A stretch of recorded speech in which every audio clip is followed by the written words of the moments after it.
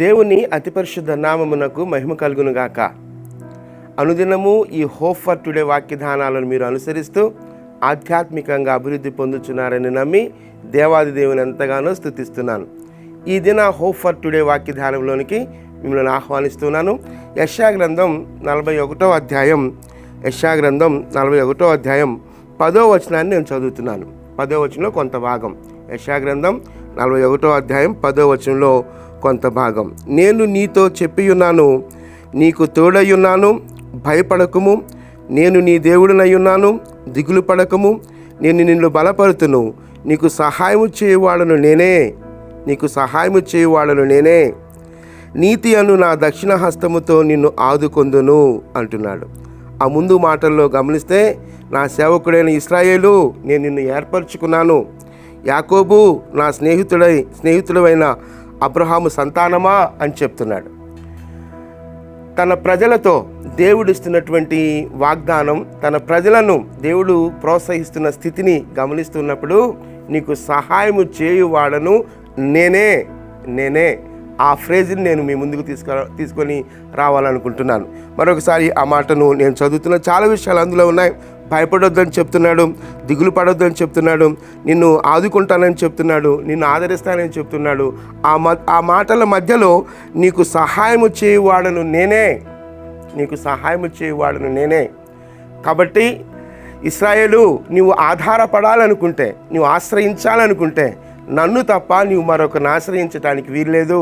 ఎందుకంటే నేను నిన్ను ఏర్పరచుకున్నాను, నేను పిలుచుకున్నాను, నీవు నా సేవకుడవు, నేను నిన్ను పిలుచుకున్నాను, నేను నీకు తోడుగా ఉంటాను, నేను నిన్ను బలపరుస్తాను, నేను నిన్ను ఆదరిస్తాను, నేను ఆవరిస్తాను. చాలా విషయాలతో ప్రోత్సాహకరంగా ఇశ్రాయేలుతో మాట్లాడుతున్నాడు.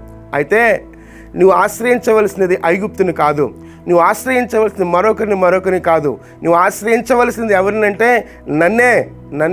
ఎందుకు నన్నే ఆశ్రయించాలంటే, నేను మాత్రమే నీకు సహాయకుడను, నేనే నీకు సహాయం చేయవాడను, కనుక నువ్వు నా మీద మాత్రమే ఆధారపడాలి అనే విషయాన్ని మరొకసారి అనేక సందర్భాల్లో చెప్తూ వచ్చాడు. మరొకసారి తన ప్రజలతో మాట్లాడుతున్నాడు.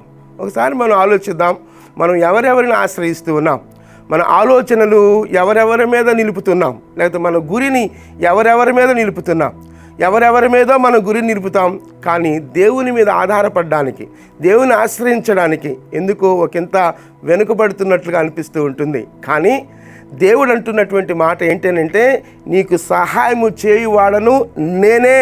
చాలా స్పష్టంగా మాట్లాడుతున్నాడు. ఒకవేళ దేవునికి దూరమై, ఒకవేళ దేవుని ఆశ్రయించవలసినంతగా ఆశ్రయించక, ఒకవేళ దేవుని సహాయాన్ని కోరుకొనవలసినంతగా కోరుకొనక, దేవుని కంటే మనుషులను ఆశ్రయిస్తూ ఉన్నట్లయితే, ఇదిగో ఈ సమయంలో దేవుడు మనతో మాట్లాడుతున్న మాట ఏంటంటే, నీకు సహాయం చేయవాడను నేనే.